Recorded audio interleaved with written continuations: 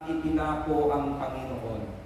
Kasama ko yung ilan nating kapatid paakyat sa lugar na ito. May mga bit-bit po kaming backpack, may dala yung pagkain, mga sinsirya, para kung magutom man kami paakyat doon, kahit papaano mayroong panlagay sa sikmura.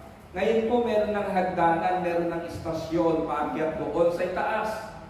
Habang paakyat kami, sabi ng isang sister, Brad, nakakapagod naman, tigil na tayo, bumalik na lang tayo sa baba. Ang sabi ko sa kanya, tingnan ninyo, ng panahon inakyat ni Kristo ang lugar na pupuntahan natin, si Kristo may pasa na mabigat na cross. At alam ni Kristo kapag nakarating siya sa ituktok, ipapako siya doon para sa kasalanan ng tao, pero hindi umatras ang Panginoon. Tayo, wala na tayong pasang cross. Sinsirya na lang ang pasang natin para makain mag-akyat doon. Aatras ka pa ba? Nakuha niyo gusto kong sabihin? Amen. Hindi ba? Tignan niyo kamay ninyo, mga kapatid, walang pako ng krus. Kayo lang yan. Aatras ka ba sa paglilingkod at pagkilala sa Panginoon? Samantalang lahat ng hirap na dapat natin daanan, dinaanan na ng Panginoon. Kaya ngayon, sa panahon ito, i-enjoy na lang natin ang buhay. Amen. Amen. Sa lugar ko ng Pampanga, Bulacan, kapag mahal na araw, usong-puso po'y nagpapapako sa krus. Pero alam po ba ninyo, hindi yan tinatangkilik ng ating simbahan. Hindi yan tinatangkilik ng ating simbahan. Ulitin ko po. Wala pong nagtuturong pare na sa mahal na araw tayo ng Katoliko magpapako sa krus. Dahil kung magpapako tayo sa krus, parang gusto natin sabihin, kulang pa ang ginawa ni Kristo para sa atin. Amen. Anong gagawin mo ngayon? Mula sa pagkapako sa krus ni Kristo, sa buhay mo ang kanyang salita. Amen. At kapag isinabuhay mo ang kanyang salita, ang iyong pangarap, ihahatid ka ng Panginoon doon.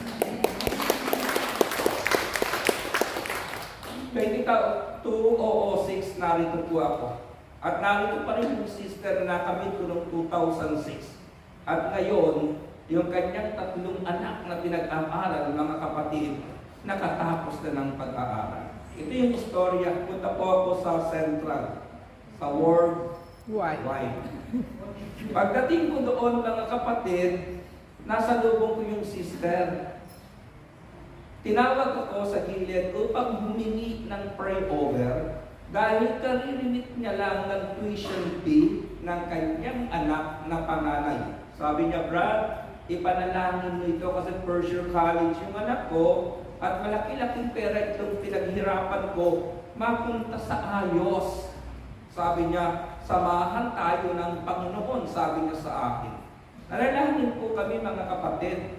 At matapos kaming manalangin, pinatungan ko siya ng kamay sa ulo at inaabot ko yung kanyang kamay para kamayan siya. Ayaw niyang ibigay sa akin. Sabi ko sa kanyang sister, bakit ayaw mong ibigay? Sabi niya sa akin, Brad, ay masensya ka na kasi makapal ang kalyo ng aking palad. Makapal ang kalyo ng aking palad. Nang titigan ko po yung sister na ito, ang kinis ng kanyang mukha.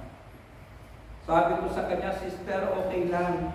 Yan ang mga palad na pinagpala. Mas mainam na makapal ang iyong palad, makinis ang iyong mukha. Amen. May mga tao kong kilala, makinis ang palad, ang makapal ang ayaw may sabi yan, ha? Hindi mo nga kinuloy eh. Pero alam niya, mga kapatid, kita kami dito. Ngayon, nandito pa rin siya. Nag-enjoy siya. Sabi ko, bakit hindi ka pa umuwi? Samantalang tapos na yung mga anak mo. Ang sagot niya ay, paano mo iiwanan ang iyong among nangakong pamamanahan ka? Sabi ko sa kanya, i-adapt po akong kapatid para kasama sa kumain. Gusto niya siguro sabihin sa akin, pag hinahawa naman yung trabaho niya, okay naman yung mga anak niya, kaya nag-enjoy siya, then nakakapunta pa siya sa gawain. Tingnan niyo, mga kapatid. Dumaraan lang tayo sa hirap ng buhay. Huwag kayong sumuko. Dahil yung pinakamabigat na hindi natin kayang gawin, ginawa ng Panginoon sa atin. Amen. kapatid, hindi ka patatawarin ng Diyos kung hindi niya pagpapalain at aayusin ang buhay mo. Amen. Ika-apat, mga kapatid, the Lamb of God died so we can live in spiritual victory instead of defeat. The Lamb of God died so we can live in spiritual victory instead of defeat. Eto, sana maintindihan ninyo ako. May isang sister na iniwan ng kanyang boyfriend, ipinagpalit siya sa iba. Ang sabi na sa akin ay ganito, Brad, iniwan ako ng lalaking mahal ko at ipinagpalit ako sa iba. Anong dapat maging response ng aking puso? Alam po ninyo kung anong sagot ko sa kanya? Ipanalangin mong lumigaya silang lubos at maging forever silang dalawa. Alam niyo, namigla yung sister? Sabi niya, nagkamaliyanat ako ng tinanungan. Bakit ganon? In-explain ko sa kanya, sister, ipinagpalit ka sa iba, hindi naman deserving na ipinagpalit ka, hindi liligaya yung tao pinagpalitan ka. Naintindihan mo? Naintindihan mo? Hindi, gusto nyo, naintindihan nyo gusto kong sabihin? Kasi pinagpalit ka na, pagkatapos hindi pa sila liligaya, di parang hindi deserving ang pagpapalit sa iyo. Dinala ko ngayon sa buhay ng Panginoon. Sabi ko, tingnan mo ito. Inilagay ni Kristo ang kanyang sarili sa cross, nagpapako, para ipalit tayo. Kaya nga, sa buhay na ito, hindi magiging masaya ang Panginoon kung hindi tayo sasaya nang ipagpalit niya ang kanyang katawan sa atin. Amen. Sabi ko, ipanalangin mo, maging maayos sila, maging forever sila. Kasi iba po ngayon ang tugon ng tao sa mundo.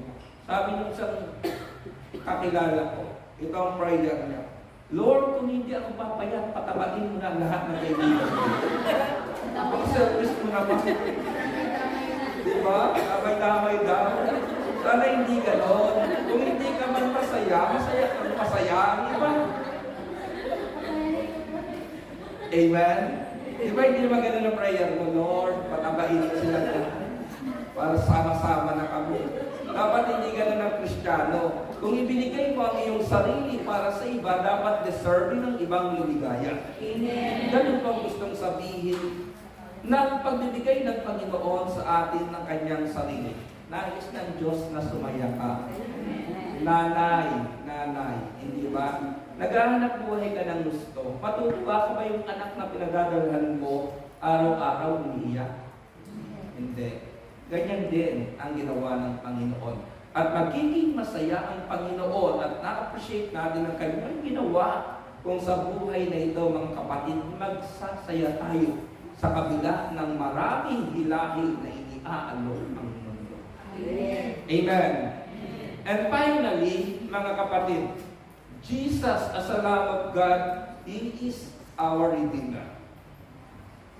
Ito po ay verse na iniingatan ng ating puso at tinitindigan ko bilang isang preacher. Galatians chapter 3, verse 13 and 14. Christ redeemed us from the curse of the law by becoming a curse for us. For it is written, cursed is everyone who is hung on a tree. He redeemed us in order that the blessing given to Abraham might come to the Gentiles through Christ Jesus, so that by faith we might receive the promise of the Spirit. Galatians 3:13 and 14, tinupos tayo ni Kristo sa sumpa ng kautusan, nang siya'y magdusa na parang isang sinumpa, sapagkat nasa saad sa kasulatan, sinumpa ang bawat ibinitig sa punong kahoy. Yung pagiging Lamb of God ng Panginoon na binabanggit ni John, ang kaulugan po nito ay He is our Redeemer, katubusan sa sumpa ng buhay na ito. Pagdating ng 14, ito ang bunga, mga kapatid. Tinubos niya tayo upang ang pagpapalang ipinangako ng Diyos kay Abraham ay kamtam ng mga hentil sa pamamagitan ni Kristo Jesus. Ito ang patunay. na hindi iaalay ni Kristo ang kanyang buhay kung hindi tayo pagpapalain. Amen. Hindi ka patatawarin ng Diyos kung hindi niya aayusin ang buhay. Amen. Hindi tayo patatawarin ng Panginoon kung hindi niya tayo bibigyan ng magandang bukas. Iba kasi magpatawad ng tao. Hindi ba? Kapag dumating yung mister mo na nakangapit bahay at tumingin ng patawad, anong sasabihin mo? Sige, pinatatawad na kita pero huwag kang tatabi sa akin. Kanino mo siya gustong tumabi? Sa iba? Dapat hindi ganon. Kung pinatawad mo yung asawa mo, ibalik mo yung natural ng pagiging mag-asawa kayo.